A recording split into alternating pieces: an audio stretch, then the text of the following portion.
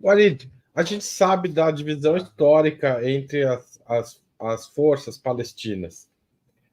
Os eventos dos últimos tempos aproximaram essas forças? Você, como presidente da FEPAL, percebe um aumento do diálogo entre os palestinos?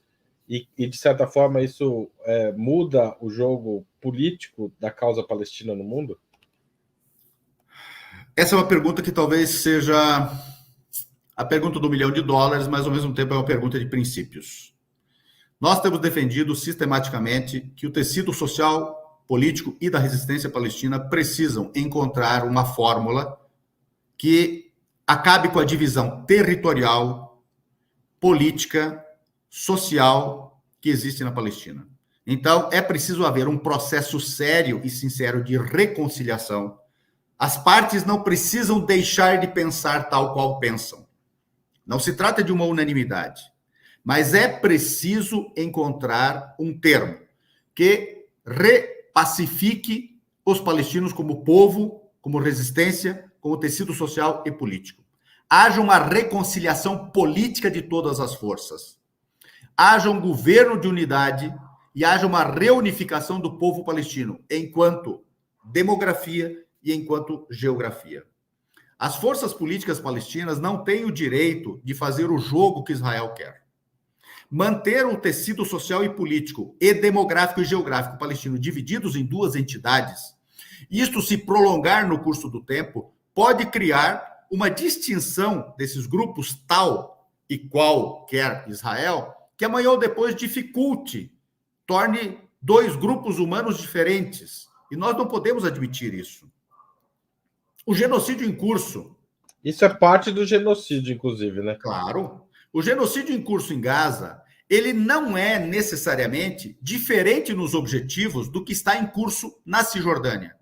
Na Cisjordânia há um processo de colonização, há um processo de apartheid, há um processo de bantustanização e há um processo, sim, de assassinatos, que começou no final do ano retrasado, antes de começar o genocídio em Gaza. Claro que em Gaza havia os ataques permanentes, por exemplo, recentemente, 2001 e 2003, antes mesmo do 7 de outubro, e que morreram tantas pessoas quanto estavam morrendo na Cisjordânia.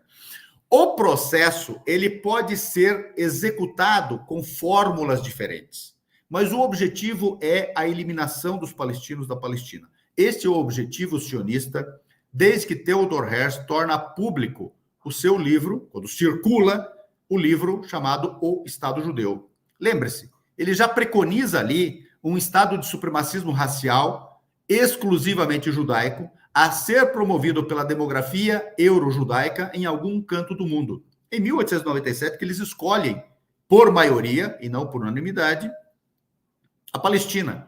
E dali em diante, eles querem substituir a população originária da Palestina pela euro-judaica. Depois eles consorciam ela com uma população árabe de fé judaica importada e africana de fé judaica importada, e com isso continuam este processo, diferentemente do que foram concebido inicialmente, mas com o mesmo objetivo fundamental, de eliminar os palestinos.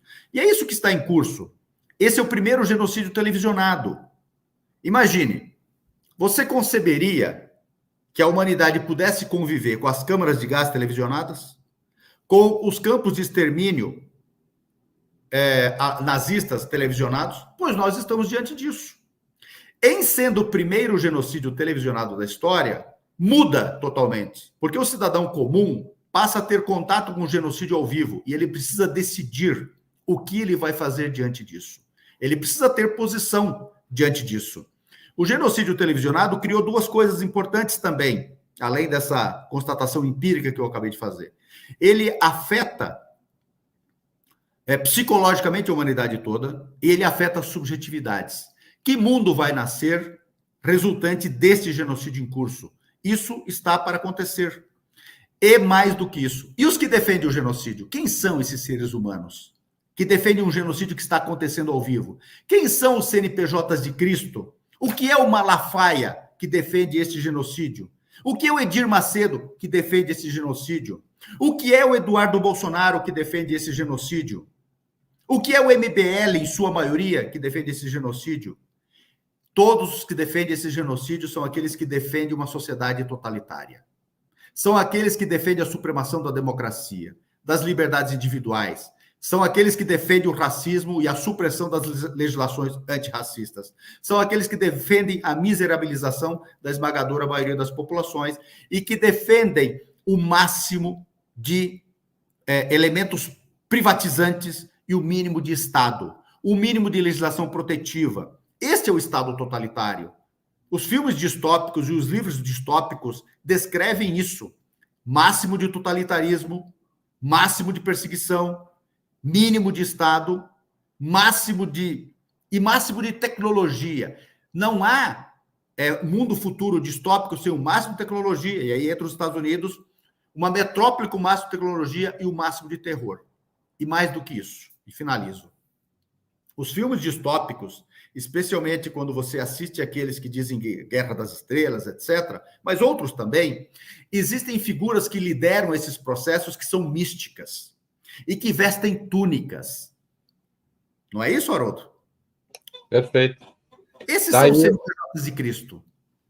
Essa é a voz religiosa na defesa, pseudo-religiosa na defesa do genocídio. Este é o papel de Israel e o papel do Antigo Testamento, ou daquelas parcelas selecionadas, que são todas genocidas. Este é o papel da divinização de Davi. Este é o papel do Deus étnico ressuscitado, Jeová, o Deus da guerra, que na Bíblia, após a romanização da cristandade, se tornou o Deus dos exércitos. É diante disso que nós estamos. E a Palestina permite discutir tudo isso e salvar a humanidade de um destino trágico.